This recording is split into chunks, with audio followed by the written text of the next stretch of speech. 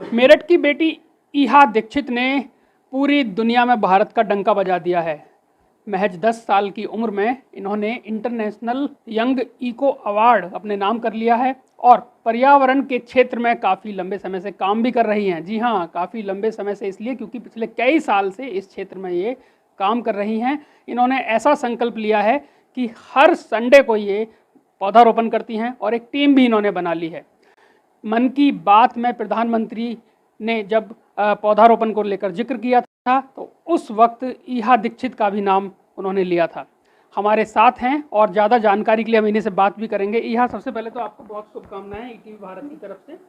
आप थोड़ा सा बताइए कब से ये जर्नी शुरू हुई, कैसे शुरू हुई? जी, जब मैं 4.5 साल की उम्र में थी तो मैंने टीवी पे प्रधानमंत्री नरेंद्र मोदी जी की मन की बात सुनी थी। उसमें वह हम सभी से अपील कर रहे थे कि हमें पौधे लगाने चाहिए, क्योंकि एक्यूआई तो बढ़ ही रहा है और साथ में ग्लोबल वार्मिंग वगैरह वगैरह पता नहीं इतनी सारी चीज़ें हो रही हैं, बाढ़ आ रही हैं और पता नहीं क्या हो रहा है दुनिया में। तो वहीं से मेरे को एक माइंड में आइडिया आ गया कि मैं अब प्लांटेशन स्टार्ट करूँगी। तो फिर मैंने पहली बार अपने गार्डन में एक नींबू का पौधा लगाया।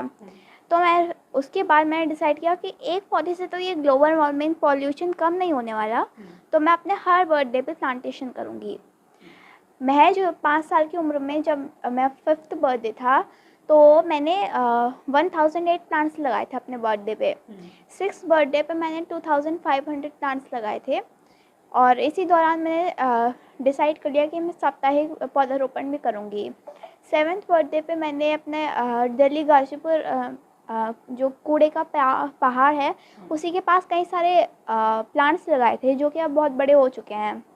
ये मेरी जो जर्नी है, मैं जो उन्होंने प्रधानमंत्री नरेंद्र मोदी जी ने मुझे इस जर्नी का आइडिया दिया है, उन्होंने मुझे इस जर्नी का मार्ग दिखाया है और मैं ये काम महज अपने मतलब पिछले 5 सालों से ही काम कर रही हूँ प्लांटेशन का।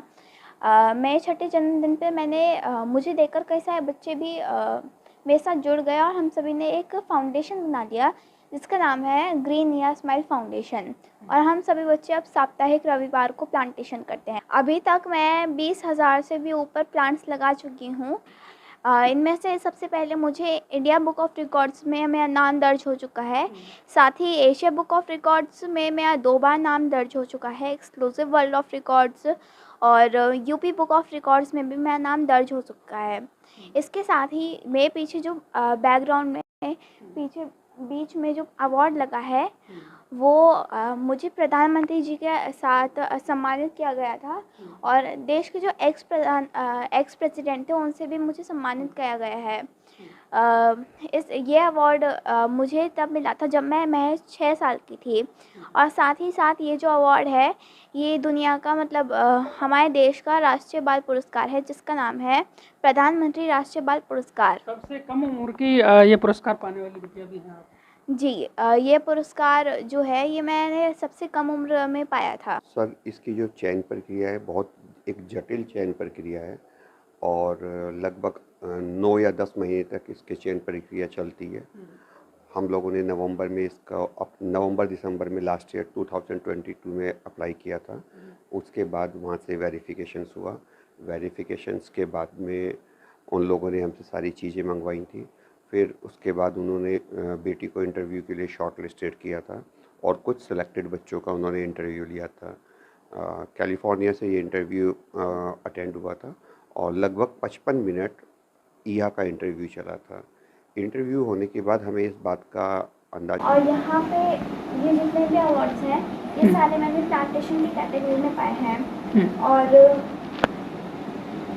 ये जितने भी अवार्ड्स आप देख रहे हैं ये कुल मिलाकर 108 अवार्ड्स हैं और मेरे पास 50 अबव मेडल्स हैं। था कि ईहा को पुरस्कार के लिए शायद चयनित कर लिया जाएगा, लेकिन ईहा को वर्ल्ड में नंबर 1 रैंकिंग दी जाएगी और उसे पहले स्थान पर ये पुरस्कार मिलेगा।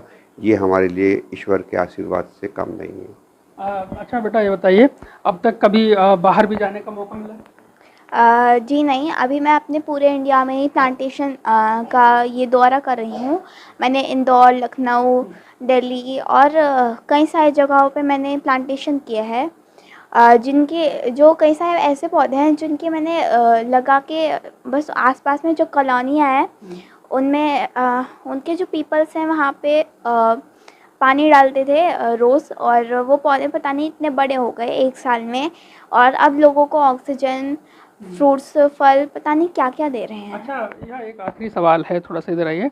अभी बताइए, आपने आगे के लिए क्या लक्ष्य तय किया है कि करना क्या है?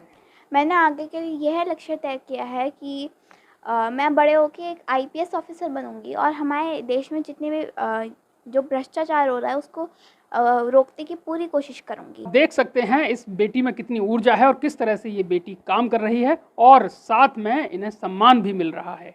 श्रीपाल तेवतिया, ईटीवी भारत, मेरठ।